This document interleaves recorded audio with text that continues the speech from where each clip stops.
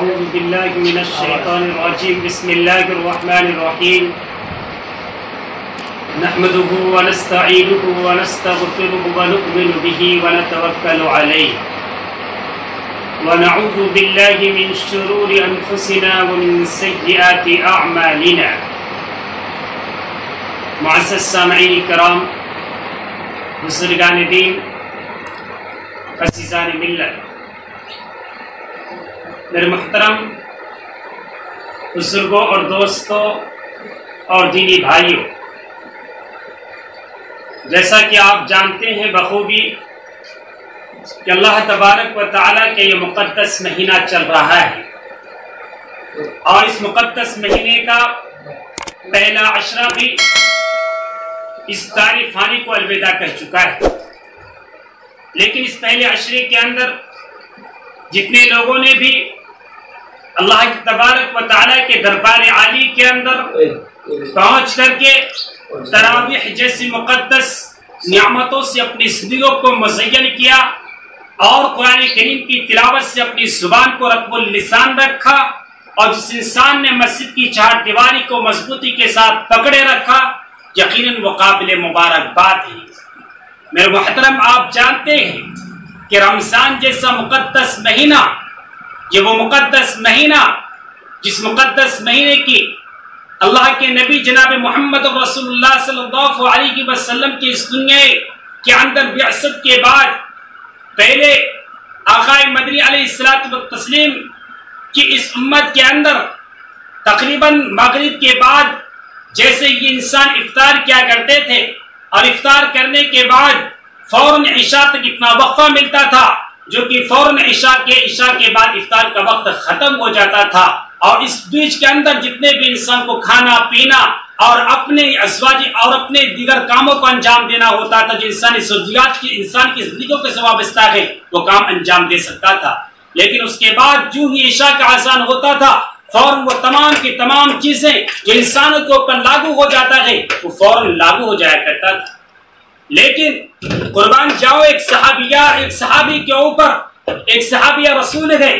جو مزدوری کرنے والے تھے، صبح سویرے اٹھتے تھے، اپنے سامانوں کو لے کر کے کلہاڑی کو لے کر کے مکہ مکرمہ سے باہر چلے جاتے ہیں، اور لے جانے کے بعد وہاں سے لکڑیوں کو جمع کرتے ہیں. مزدور صحابی ہیں، لکڑیوں کو جمع کرنے کے بعد مدینہ المنورہ کی بازاروں میں پہنچتے ہیں، ان لکڑیوں کو فروخت کرتے ہیں، ان لکڑیوں کو بیچتے ہیں، اور پھر اپنے گھر کے افراد کے لیے کچھ راشن گھر لے کر کے پہنچتے ہیں.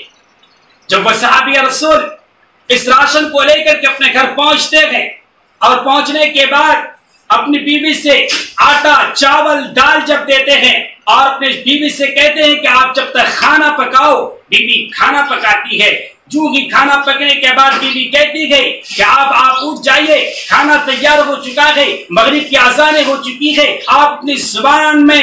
زبان کے اندر اللہ تبارک و تعالیٰ کی تسبیح و تحمید کے ساتھ ساتھ وقت افطاری کا بھی ہو چکا ہے، فوراً اٹھ جائیے. وہ صحابی رسول کیونکہ تھکا ماندہ ہوتا ہے، اس صحابی رسول نے کہا کہ جب تک آپ پکاؤ اتنے میں آنکھیں کھل جائے گی. تقریباً ایسے ہی کرتے کرتے اس میں عشاء کی اذان ہو جاتی ہے. وہ صحابی رسول آخر کار جب اٹھتے ہیں ان کی آنکھیں کھلتی ہے تو پوچھتے ہیں وہ صحابی رسول روٹی کہاں ہے؟ بیوی پوچھتی ہے کہ روٹی تو اب تو تاوے پہ ٹھنڈی ہو چکی ہے. کیوں؟ اس بنیاد پر کہ مغرب کی اذان کے بعد سے میں نے آپ کو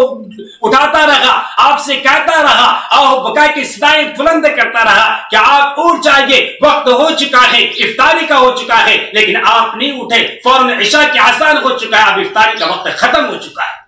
آخرکار وہ صحابی رسول پھر دوسرے دن بھی اپنے تمام تر چیزوں کو کاندھے کے اوپر لیتے ہیں اور مکہ المکرمہ کی گلی کوچوں کے اندر پہنچ جاتے ہیں، اور پہنچنے کے بعد وہ صحابی رسول لکڑیوں کو جمع کرتے ہیں اسی دستور کے مطابق جو انہوں نے کل انجام دیا تھا، کیونکہ مزدور صحابی تھے. آخرکار پہلے دن ان سامانوں کو پھر مکے کی گلیوں میں لے جا کر کے پھر لکڑیوں کو فروخت کرتے ہیں. لیکن جو ہی پہلے دن آتے ہیں، آخرکار میرے بھائیوں 72 گھنٹے کا روزہ اس صحابی رسول کے لیے دشوار کن تھا. آخرکار وہ صحابی رسول آقا مدنی جو کہ مسجد نبوی کے اندر تشریف فرما تھے، پہنچتے ہیں۔ تاریخ میں آتا ہے صحابی رسول کا نام شاید قیس تھا۔ آخرکار وہ صحابی رسول پہنچتے ہیں اور پہنچنے کے بعد کہتے ہیں کہ یا رسول اللہ میں نے روزہ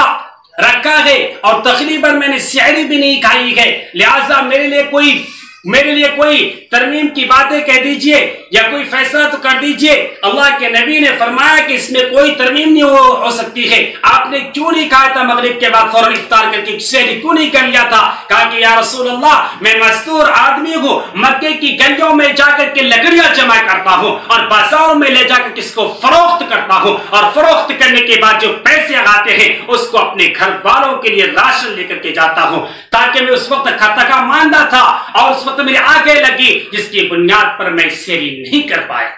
اس صحابی رسول کی اس آواز کی بنیاد پر خالق پروردگار عالم کی رحمت جوش میں آ جاتی ہے، نکلتے ہیں اور جو ہی مسجد نبوی سے باہر نکلتے ہیں آسمان کی بلندی پر پروردگار عالم اس کا فیصلہ الٹ دیتا ہے۔ قیامت تک آنے والی امت کے لیے پیغام ایک میسج آ جاتا ہے اور وہ پیغام یہ ہوتا ہے جو ہی وہاں سے نکلتے ہیں اتنے میں جبریل امین پہنچ جاتے ہیں اور جبریل امین پوچھتے ہیں کہ یا رسول اللہ کہہ دیجئے کہ آپ روزے اور افطار کا وقت تبدیل ہو چکا ہے، مغرب کی اذان کے بعد انسان افطاری کرے اور صبح صادق تک انسان پہ کھانا پینا اور ضروریات زندگی کو بھرپور انجام دے۔ میرے بھائیوں، یہ اللہ تبارک و تعالیٰ کی اس امت کے ساتھ عجیب و غریب مہربانی ہے۔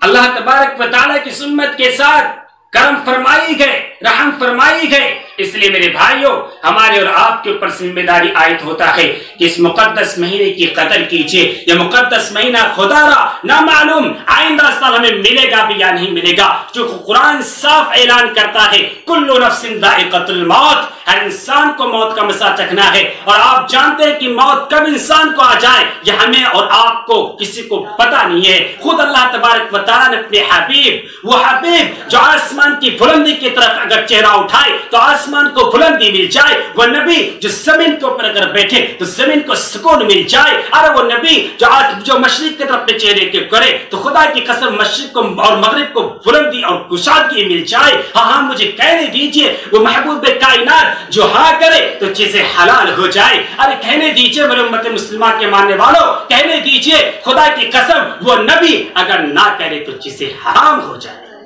اس لیے میرے بھائیوں ہمیں اور آپ کو اللہ تبارک و تعالیٰ کے اس مقدس مہینے کی قدر کرنی چاہیے اور اللہ تبارک و تعالیٰ کے دربار میں رو کر کے گرگرا کر کے اپنے پروردگار کو منائے اور اللہ سے یہی دعا کرے کہ یا اللہ ہماری مغفرت فرمائے اس مقدس مہینے کے اندر۔ اور ساتھ ساتھ ہی پورے امت مسلمہ سے میں گزارش کرنا چاہتا ہوں کہ میرے بھائیوں ہمارے اس پیارے وطن عزیز کے اندر جو مہلک بیماری آ چکا ہے یا اللہ کا عذاب ہو چکا ہے، دعا کرے کہ اللہ تبارک و تعالیٰ ہمارے اس پیارے وطن عزیز کو، ہمارے اس ہر دل عزیز وطن کو، یہ وہ وطن ہے جس کے اندر ہزاروں انسانیت امن اور پیار کے ساتھ زندگی گزارتے ہیں، اللہ تعالیٰ ہمارے اس پیارے وطن عزیز کی حفاظت فرمائے، کورونا جیسی بیماری سے ہمارے اس پیارے وطن عزیز کی حفاظت فرمائے اللہ تبارک و تعالیٰ۔ وآخر